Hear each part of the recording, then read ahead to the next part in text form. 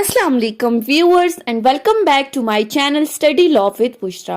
So we were discussing the syllabus of legal ethics in LawGate, and in today's video we are going to discuss conduct of advocate with regards to his clients. But before starting the discussion, I request you all to please subscribe to my channel and don't forget to press the bell icon for latest updates. Do share this video with your friends and don't forget to comment your feedback. So let's move towards the discussion. Conduct of advocate with regards to his client is explained from Rule 145 till Rule 158 of Pakistan Legal Practitioners and Bar Council's Rule 1976. So starting with Rule number 145. Rule 145 कहता है an advocate shall not acquire an interest adverse to a client in property or interest involved in the case. एक advocate को ये नहीं करना चाहिए कि उसके क्लाइंट की जो प्रॉपर्टी या राइट इन्वॉल्व है किसी केस के अंदर वो उसके अगेंस्ट जाए और उसमें से अपना कोई इंटरेस्ट निकाल दे। फॉर एग्जाम्पल, अगर अपोजिट पार्टी आपको ये कहती है कि आप जानबूझकर ये केस हार जाओ तो इस प्रॉपर्टी में से आपको कुछ हिस्सा दे दिया जाएगा, तो ऐसा एडवोकेट को नहीं करना चाहिए अंडर रूल 145।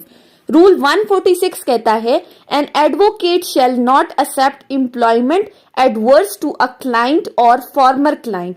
एक एडवोकेट अपने क्लाइंट के अगेंस्ट जाकर ऑपोजिट पार्टी की एम्प्लॉयमेंट में नहीं जाएगा, उससे किसी भी किस्म के कोई भी पैसे वगैरह वसूल नहीं करेगा। Relating to a matter in reference to which he has obtained confidential information by reason of the course of his employment by such client. अब यहाँ पर यह कहा गया है कि जब एक क्लाइंट आपके पास आता है तो वो क्लाइंट अपने केस से रिलेटेड आपके साथ इंफॉर्मेशन शेयर करता है, और हमने ये भी पढ़ा था कि क्लाइंट और एडवोकेट के दरमियान जो भी information regarding the case share की जाती है वो कॉन्फिडेंशियल होती है, उसको कभी किसी के सामने डिस्क्लोज नहीं किया जाता। तो यहाँ पर यह कहा गया है कि अगर आपका क्लाइंट आपको छोड़कर किसी दूसरे एडवोकेट के पास चला जाता है तो आपकी ये जिम्मेदारी नहीं बनती कि आप उस क्लाइंट की कॉन्फिडेंशियल इंफॉर्मेशन लीक करना स्टार्ट कर दो। और फिर इस रूल के अंदर फर्दर ये कहा गया है कि अगर कभी कोई क्लाइंट आपके पास आया है और उसने किसी केस से रिलेटेड आपसे कोई एडवाइस ली है और उसके बाद उसने किसी और एडवोकेट को अपने केस के लिए हायर कर दिया है, तो यहाँ पर ऑल्दो आपने उसे एडवाइस दी है, उसने आपको फी वगैरह पे नहीं की, लेकिन फिर भी उसने अपने केस से रिलेटेड जो इन्फॉर्मेशन आपको बताई है आप उसको किसी और के साथ शेयर नहीं कर सकते। नेक्स्ट रूल है रूल नंबर 147। रूल 147 कहता है an advocate shall not accept professional employment without first disclosing his relation with the adverse party. कि यहाँ पर ये कहा गया है कि अगर एक बंदा, एक क्लाइंट आपके पास अपना केस लेकर आया है और जिस बंदे के खिलाफ वो केस कर रहा है उस बंदे का, उस पार्टी का इस एडवोकेट के साथ किसी भी तरह का कोई रिलेशन है, तो ये एडवोकेट इस क्लाइंट का केस लेने से पहले अपना रिलेशन डिस्क्लोज करेगा कि जिस पार्टी के खिलाफ तुम केस कर रहे हो उसके साथ मेरा इस किस्म का कोई ताल्लुक है, यानी कि उसकी एम्प्लॉयमेंट में जाने से पहले आपने अपना रिलेशन ऑपोजिट पार्टी के साथ उसके सामने डिस्क्लोज करना है। उसके बाद है रूल नंबर 148। रूल 148 कहता है an advocate shall not represent conflicting interest. यहाँ पर भी वही बात आ गई कि एक एडवोकेट जो है वो दोनों पार्टीज के साथ मिलते हुए अपने क्लाइंट के खिलाफ जाकर दूसरी पार्टी से पैसे वसूल नहीं करेगा। उसके बाद है रूल नंबर 149। रूल 149 कहता है an advocate shall not himself और इन बेनामी purchase any property at a probate. अब यहाँ पर सारे रूल्स के अंदर शेल नॉट का वर्ड यूज हुआ है, कंपल्सरी है, मैंडेटरी है, एडवोकेट नहीं करेगा। क्या नहीं करेगा? इस रूल के अंदर ये कहा गया है कि अगर किसी केस के अंदर किसी प्रॉपर्टी की ऑक्शन की गई है तो वो एडवोकेट ना ही खुद और ना ही वो किसी बंदे को अपने बिहाफ पर बेनामी परचेज में भेजेगा कि वो जाए और इस प्रॉपर्टी को परचेज करे। फिर फर्दर इस रूल में बताया गया है nor shall he accept the whole or part of property in respect of which he had been engage to conduct the case. कि अगर किसी केस में कोई प्रॉपर्टी इन्वॉल्व है तो ऐसी सूरत में एडवोकेट ये नहीं कहेगा कि इस प्रॉपर्टी का पूरा या कुछ हिस्सा मुझे दे दिया जाए या इस प्रॉपर्टी से आने वाली जितनी भी पेमेंट है, जितनी भी मनी है, उसमें से कुछ पेमेंट मुझे दी जाए। उसके बाद है रूल नंबर 150। रूल 150 कहता है an advocate shall not commingle the property of client with his own and shall promptly report to the client the receipt by him of any money or other property belonging to such client. कि एक advocate अपने client की property को अपनी property के साथ mix नहीं करेगा, और अगर तो उसने अपने क्लाइंट की प्रॉपर्टी को या फिर उस प्रॉपर्टी से मिलने वाले किसी मनी को विड्रॉ किया है, तो ऐसी सूरत में वो अपने क्लाइंट को प्रॉम्प्टली इस चीज की रिपोर्ट देगा और उसको बताएगा कि मैंने तुम्हारे इतने कुछ पैसे तुम्हारे मिले थे, वो मैंने विड्रॉ कर लिए हैं। उसके बाद है रूल नंबर 151। रूल 151 कहता है an advocate shall not advise the commencement of prosecution or defense of the case unless he has been consulted in reference thereto, except when his relation to the party is such as to make him proper for to do so। अब इसमें ये कहा गया है कि एक advocate जो है वो किसी दूसरे बंदे को कोई भी केस स्टार्ट करने की एडवाइस नहीं देगा, यानी कि वो किसी दूसरे बंदे को जाकर ख्वामखा के बिला वजह के मुकदमेबाजी करने की किसी भी तरह की कोई भी नसीहत नहीं करेगा कि तुम इस बंदे के ऊपर मुकदमा कर लो या फलां केस तुम कर लो। सिंपल सी बात यह है कि वो अननेसेसरी लिटिगेशन की एडवाइस कभी भी किसी भी पार्टी को, अपने क्लाइंट्स वगैरह को नहीं करेगा। उसके बाद आता है रूल नंबर 152। रूल 152 कहता है an advocate in his professional capacity shall not advise the violation of any law. कि एक एडवोकेट प्रोफेशनल कैपेसिटी के अंदर किसी दूसरे बंदे को ये एडवाइस नहीं करेगा कि वो लॉ की वायलेशन करे, यानी कि आप दूसरे बंदे को ये नहीं कह सकते कि तुमने ऐसा काम किया है, तुम भले लॉ को वायलेट करो, मैं वकील हूं, मैं तुम्हें बचा दूंगा। सिंपली आपने किसी बंदे को ये नहीं कहना कि आप लॉ की वायलेशन करो, लेकिन साथ ही साथ इस रूल में ये भी बता दिया है that this rule shall not apply to advice given in good faith that a law is invalid.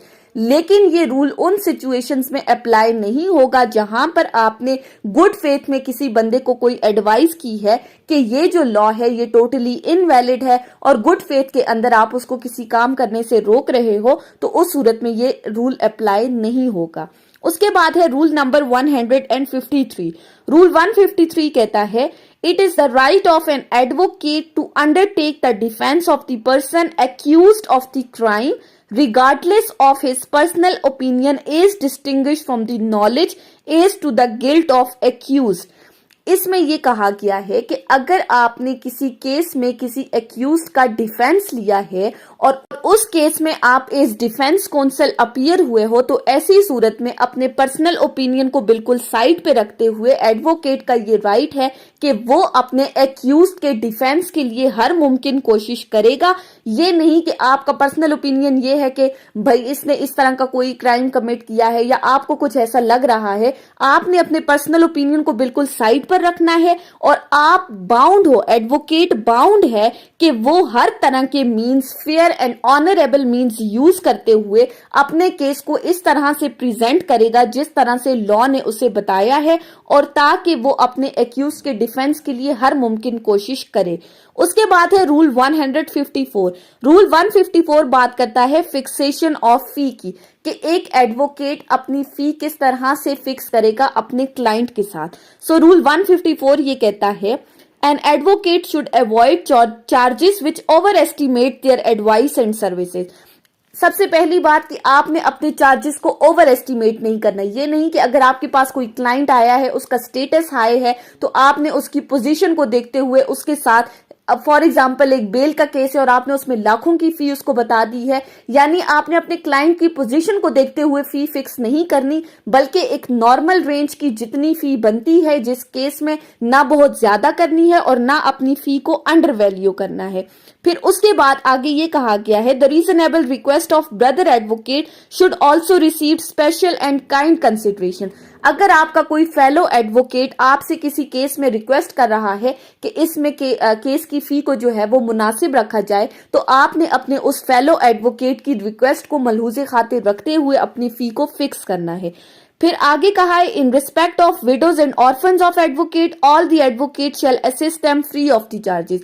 अगर किसी एडवोकेट के कोई यतीम बच्चे हैं या उसकी बेवा है तो ऐसी सूरत में आपने उन दोनों का केस बिल्कुल फ्री ऑफ कॉस्ट करना है, आपने उनसे किसी किस्म के कोई भी चार्जेस नहीं लेने।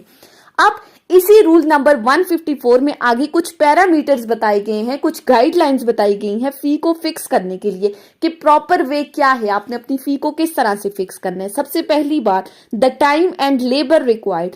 आपने ये देखना है कि इस केस के अंदर आपका वक्त कितना लगेगा, आपकी कितनी मेहनत लगेगी इस केस को सॉल्व करते हुए।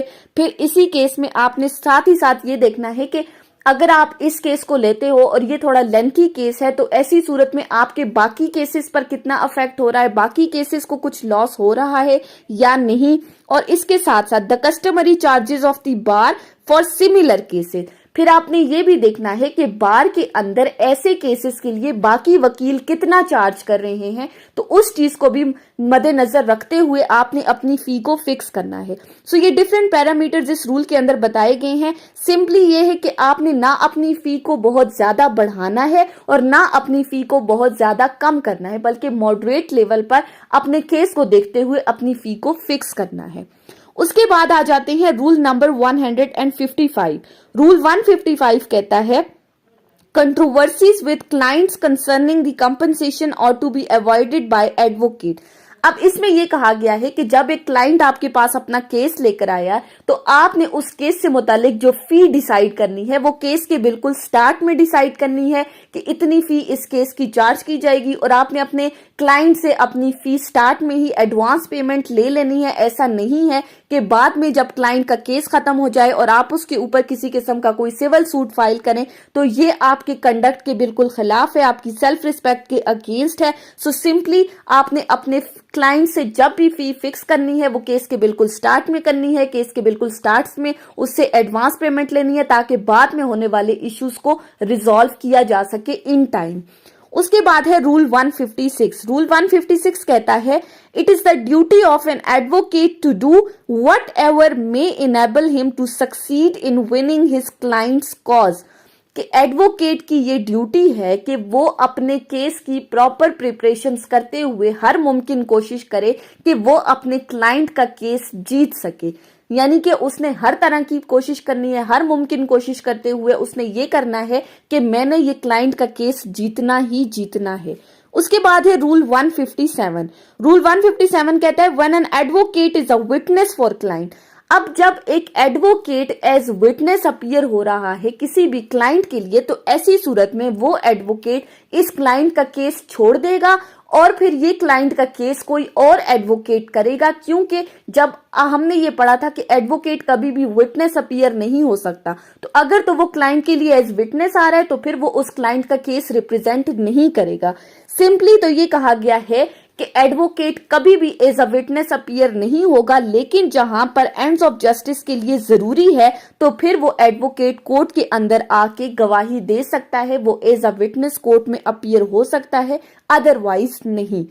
उसके बाद आ जाते हैं लास्ट रूल पे जो कि है रूल नंबर 158। रूल 158 बात करता है इंसिडेंटल मैटर से रिलेटेड कि अगर कहीं पर किसी एडवोकेट ने कोर्ट में कोई एप्लीकेशन दे दी है कि वो किसी जेन्युइन रीजंस की वजह से कोर्ट में अपीयर नहीं हो सकता, तो जो अपोजिंग काउंसिल है उसका ये राइट है कि वो उसके इस चीज का ख्याल रखते हुए वो कोर्ट में जाकर किसी भी तरह के आर्ग्यूमेंट्स ना करे, ना ही वो कोर्ट से ये डिमांड करे कि इस केस का फैसला आज ही सुनाया जाए। ऑल्दो वो एडवोकेट अपीयर नहीं है, लेकिन आप इस चीज को फोर्स कर रहे हो कि पर्टिकुलर केस में अगर वो केस ट्रायल में भी है लेकिन आपके क्लाइंट को किसी किस्म का कोई इफेक्ट नहीं हो रहा, उस एडवोकेट की एब्सेंस से उस डेट में अगर कोई प्रोसेस फर्दर प्रोग्रेस नहीं भी हो रही केस में, क्लाइंट को कोई इफेक्ट नहीं हो रहा, फिर भी आप ये डिमांड किए जा रहे हो कि केस का फैसला आज ही करना है, तो ऐसा नहीं है। आपने अपने फेलो एडवोकेट की अगर जेन्युइन रीजंस की वजह से वो कोर्ट में प्रेजेंट नहीं हुआ तो आपने उस चीज का ख्याल रखना है और कोर्ट को कभी भी जबरदस्ती कोर्ट से डिमांड नहीं करना कि वो इस किसी भी केस का फैसला सुनाए। सो सिंपली ये थी हमारी आज की डिस्कशन रूल 145 से रूल 158 के ऊपर कि एक एडवोकेट का अपने क्लाइंट्स के साथ किस तरह का रवैया होना चाहिए। नेक्स्ट वीडियो में हम डिस्कस करेंगे कि एक एडवोकेट की कोर्ट की तरफ क्या ड्यूटीज हैं, और ये ड्यूटी स्टार्ट होती हैं रूल नंबर 159 से रूल नंबर 167 तक।